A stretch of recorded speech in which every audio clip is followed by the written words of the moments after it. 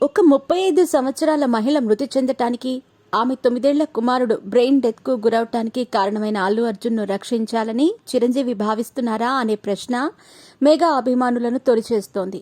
Jail నుంచి విడుదలైన తర్వాత భార్యతో కలిసి చిరంజీవి ఇంటికి వచ్చిన అల్లు అర్జున్ గంట సమయం గడిపి భోజనం చేసి వెళ్లాడు. ఆ సమయంలో వీరిద్దరి మధ్య ఎటువంటి చర్చలు నడిచి ఉంటాయనే విషయాన్ని అందరూ తేలిగ్గానే ఊహిస్తారు. అప్పటి వరకు తన ప్రత్యేకత తనదే, తన బ్రాండ్ తనదే అంటూ మెగా కుటుంబానికి దూరం జరిగిన బన్నీ కష్టం రాగానే చిరంజీవి ఇంటికి పరిగెత్తుకుంటూ వచ్చాడు.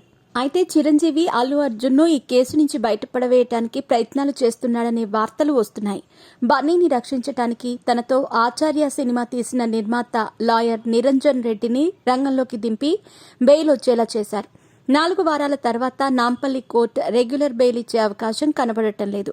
కేసు పరిస్థితి దృష్ట్యా బన్నీని ఇందులో నుంచి బయటపడవేయటానికి రాష్ట్రంలో కీలక స్థానంలో ఉన్న వ్యక్తిని కలవాలనే నిర్ణయాన్ని తీసుకున్నట్టు తెలుస్తోంది. అయితే ఇదే కేసులో పవన్ కళ్యాణ్ మాత్రం ఇంతవరకు అల్లు అర్జున్ను కలవలేదు. చేసింది తప్పు కాబట్టి, అది కళ్ల ముందే కనబడుతోంది కాబట్టి, ఉప ముఖ్యమంత్రిగా ఉన్న తాను బన్నీని కలిస్తే అది ప్రజల్లోకి తప్పుడు సంకేతాలను తీసుకువెడుతుందనే ఉద్దేశంతో బన్నీని కలవటానికి పవన్ ఇష్టపడటం లేదు. క్వాష్ పిటిషన్లో బెయిల్ రావటంపై న్యాయవర్గాలే ఆశ్చర్యపోతున్నాయి. ఈ కేసు తర్వాత ఎటువంటి మలుపులు తిరుగుతుందో చూడాలి. ఇప్పటికే సోషల్ మీడియాలో చిరంజీవిపై వ్యతిరేకత వ్యక్తమవుతోంది. తప్పు చేసిన వ్యక్తిని కాపాడటానికి ప్రయత్నిస్తున్నాడంటూ నెటిజన్లు విమర్శలు గుప్పిస్తున్నారు. చిరంజీవి కలవాలనుకున్న వ్యక్తి రాష్ట్రంలో కీలక స్థానంలో ఉన్నప్పటికీ కేసును పోలీసులు ఫైల్ చేశారు.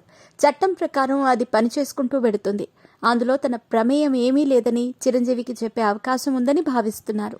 ఆ వ్యక్తి ఇటువంటి భావనలో ఉన్న సమయంలో కలిసి పరువు పోగొట్టుకోవటం కంటే కలవకుండా ఉండటమే మంచిదనే అభిప్రాయాన్ని మెగా అభిమానులు వ్యక్తం చేస్తున్నారు.